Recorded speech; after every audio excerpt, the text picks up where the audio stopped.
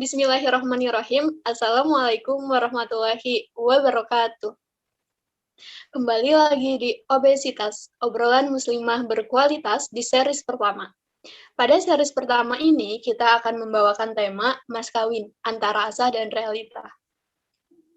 Kami hadir dengan dua narasumber mahasiswi terbaik Universitas Islam Negeri Sunan Gunung Jati. Yang pertama, ada Vera Ramadhanti. Teh Vera, boleh menyapa kita semua? Assalamualaikum. Waalaikumsalam. Kemudian ada Teh Titin Kartini. Teh Titin boleh menyapa kita semua juga? Assalamualaikum. Waalaikumsalam. Nah, Mas Kawin ini terdengar sangat umum gitu ya di telinga kita semua. Kita sering sekali mendengar kabar tentang Mas Kawin ini. Tak jarang media juga sering memberitakan tentang Mas Kawin yang di luar nalar atau di luar kebiasaannya gitu ya. Salah satunya ialah seseorang yang memberikan mas kawin kepada sang pengantin perempuan dengan sepasang sendal jepit, bahkan ada juga dengan ikan cupang, dan ada juga yang dengan uang 1.000, bahkan dengan secangkir kopi gitu ya. Nah, terkadang kita tuh bingung gitu ya Teh, apa boleh mas kawin seperti yang telah saya sebutkan tadi? Mungkin langsung aja ya kita tanyakan kepada pemateri kita hari ini. Boleh nggak sih Teh, kalau mas kawin itu kayak sepasang sendal jepit, segelas air kopi, atau bahkan ada juga yang memberikan kain kafan? Mungkin boleh langsung dijawab. Baik, saya akan menjawab mengenai pertanyaan, apakah boleh mas kawin seperti secangkir kopi, sepasang ikan cupang, atau bahkan ada yang mas kawin memberikan kain kafan. Melihat fenomena seperti itu, kita perlu melihat apa sih pengertian dari mas kawin itu sendiri. Nah, mas kawin itu merupakan suatu yang wajib dibayarkan oleh seorang suami kepada wanita yang dinikahinya, karena adanya akad nikah dan hubungan badan. Sesuai dengan firman Allah dalam surat An-Nisa ayat 24, yang artinya, maka istri-istri yang telah kamu nikmati atau setubuhi di antara mereka, berikanlah maharnya kepada mereka dengan sempurna. Jadi, mas kawin, pemberian bisa berupa barang jasa uang yang tidak bertentangan dengan hukum Islam. Bahkan Imam Syafi'i dan Hambali yang mengatakan bahwa tidak ada batas minimal, asalkan sesuatu yang dijadikan mahar adalah sesuatu yang bernilai atau bermanfaat, termasuk juga seperangkat alat sholat gitu. Dalilnya juga ada dalam sabda Rasulullah SAW mengatakan, berikanlah olehmu mas kawin, meski hanya dengan sebuah cincin yang terbuat dari besi. Mungkin hanya itu Teh. Masya Allah, jelas sekali ya teman-teman, bisa kita simpulkan bahwa yang dijadikan mas kawin itu sesuatu yang bernilai atau bermanfaat gitu ya Teh. Jadi tadi Teh Vera sampaikan, jadi nggak masalah mau kenal pot motor, ikan cupang, kalau itu dianggap bermanfaat dan bernilai, ya nggak masalah gitu ya, berarti nggak apa-apa. Lalu Teh, kegundahan kita yang selanjutnya ialah gimana sih Teh mas kawin yang baik dalam Islam gitu? Boleh mungkin dijawab sama Teh Titin mungkin ya. Oh iya.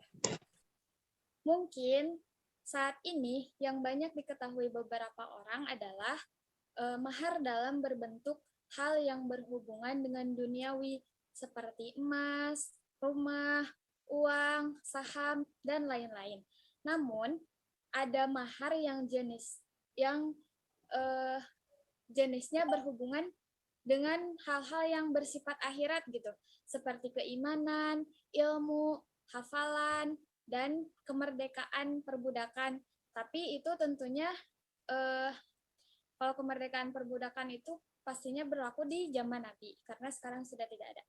Padahal dalam praktiknya sebenarnya tidak ada batasan khusus tentang besaran mahar dalam pernikahan Islam.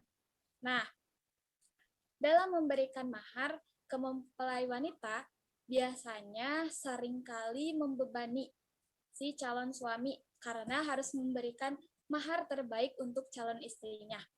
Namun, pada kenyataannya, memberikan mahar bukanlah sesuatu yang sifatnya membebani atau menyusahkan, seperti dalam hadis yang diriwayatkan oleh Ahmad, yang artinya wanita yang paling besar berkahnya ialah wanita yang paling mudah maharnya. Maka dari itu, jika mampu memberikan mahar yang mahal dan banyak tanpa mempersulit atau menyusahkan, silahkan lakukan, karena itu pun tidak dilarang. Tetapi jika tidak mampu, jangan pula dipaksakan. Ini juga harus diperhatikan oleh pihak dari mempelai wanita. Sebaiknya tidak menuntut mahar yang sekiranya sulit atau menyusahkan calon suami. Itulah mahar yang paling baik di dalam Islam.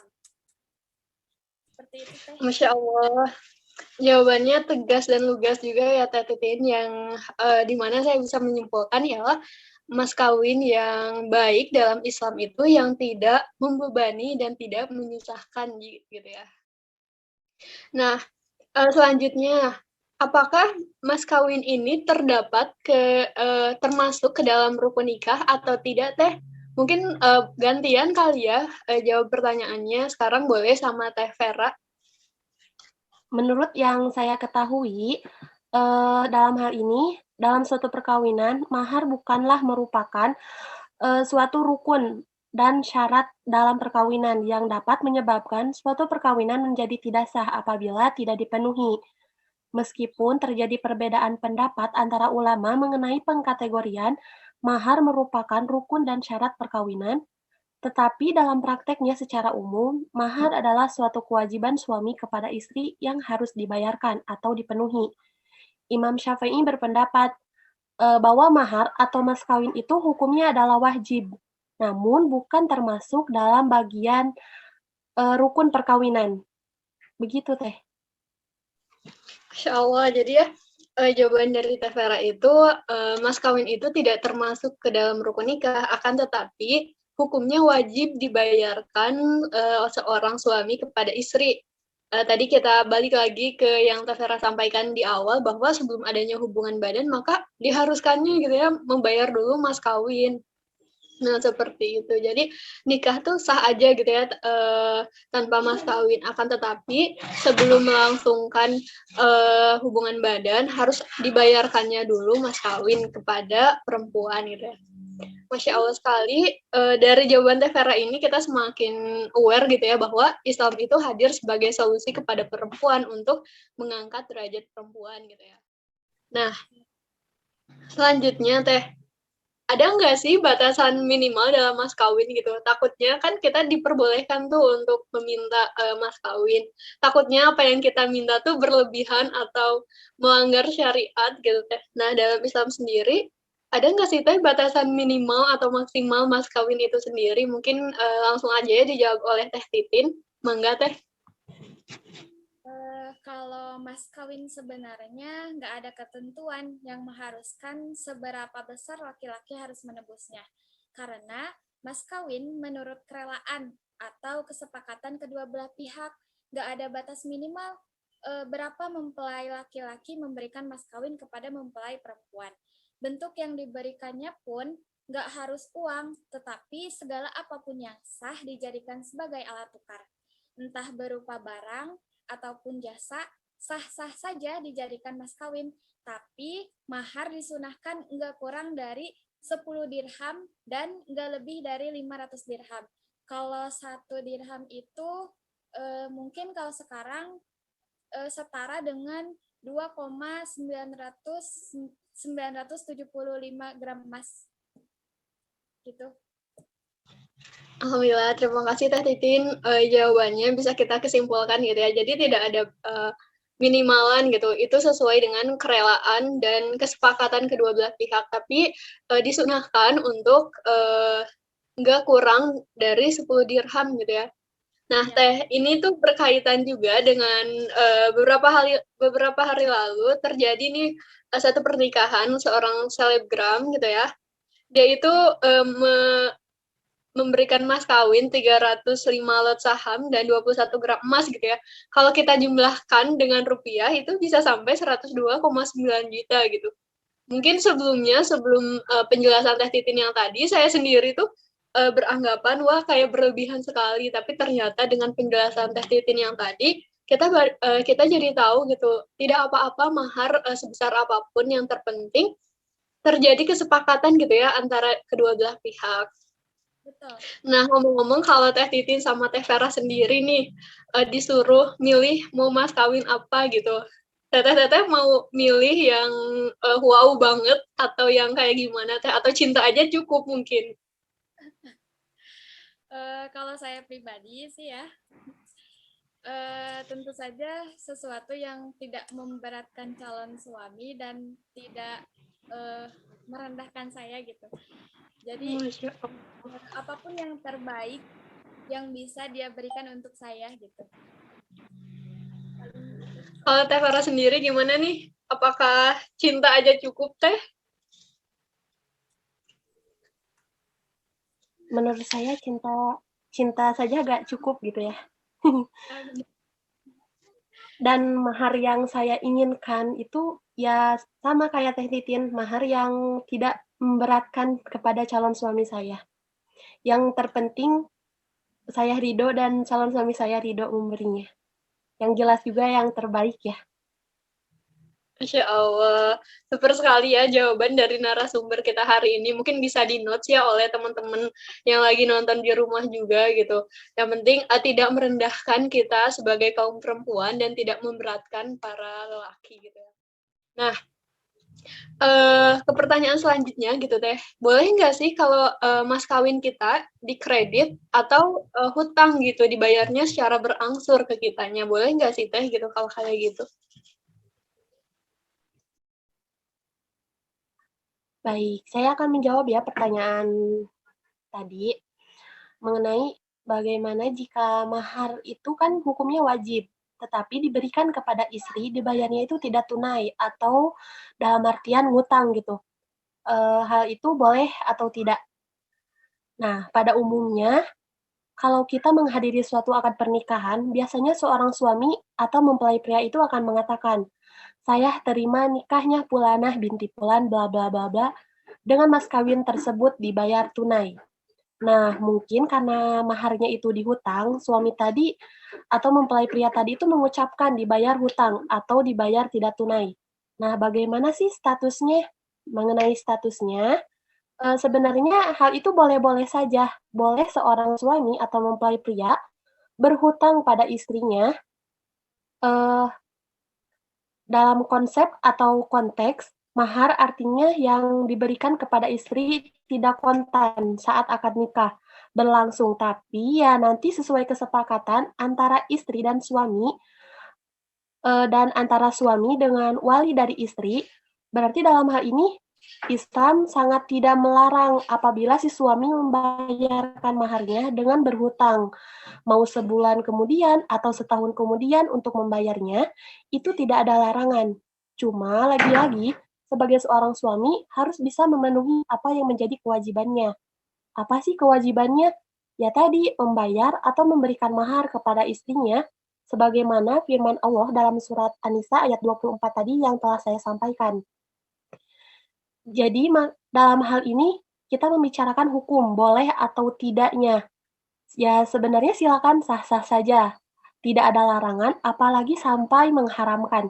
Yang terpenting itu adanya kesepakatan dan keridhoan dari istri atau walinya, karena mahar itu merupakan hak istri yang wajib dipenuhi oleh seorang suami atau mempelai pria gitu. Super sekali ya jawabannya teman-teman, bisa kita simpulkan bahwa boleh tidaknya gitu ya itu sudah menjadi hukum ya silahkan saja gitu asalkan adanya kesepakatan antara dua belah pihak. Dan yang harus kita ingat adalah mas kawin itu hak istri gitu ya yang wajib dibayarkan oleh suami. Nah, mau dicicil atau kontan itu mah dibalikan lagi mungkin ya Teh kepada pasangannya.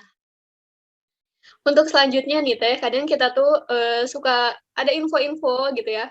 Ada istri yang mas kawinnya dijual gitu. Nah, saat kita mendengar itu, kita langsung bertanya gitu, emang boleh ya mas kawin dijual gitu? Langsung aja nih kita tanya ya ke Teh Titin, boleh nggak sih Teh mas kawin dijual atau dipinjam dulu sama suami? Dalam hal ini, jika mahar sudah diberikan kepada istri, maka mahar itu menjadi hak penuh milik istri. Maka jika sang istri ingin menjual, memberikan, atau menghibahkan maharnya tersebut kepada siapapun, hukumnya adalah boleh dan tidak berhak seorang pun melarangnya. Namun, apakah boleh jika suami atau orang tua sang istri yang menjual mahar tersebut dan menggunakannya tanpa seizin istri? Maka hukumnya adalah haram. Ibnu Hazm mengatakan, tidak halal bagi ayah seorang gadis, baik masih kecil maupun sudah besar, juga ayah seorang janda dan anggota keluarga lainnya menggunakan sedikit pun dari mahar putri atau keluarganya. Dan tidak seorang pun yang kami sebutkan di atas berhak untuk memberikan sebagian mahar itu tidak kepada suami, baik yang telah menceraikan ataupun belum menceraikan, tidak pula kepada yang lainnya. Siapapun yang melakukan demikian, maka itu adalah perbuatan yang salah dan tertolak selamanya. Nah, namun jika mempelai wanita mengizinkan kepada suaminya atau orang tuanya dengan penuh kerelaan hatinya, maka dibolehkan bagi suami atau orang tua tersebut untuk mengambilnya. Sebagaimana Quran Surat An-Nisa ayat 4, yang artinya, dan berikanlah mas kawin kepada perempuan yang kamu nikahi sebagai pemberian yang penuh kerelaan. Kemudian, jika mereka menyerahkan kepada kamu sebagian dari mas kawin itu dengan senang hati, maka terimalah dan nikmatilah pemberian itu dengan senang hati.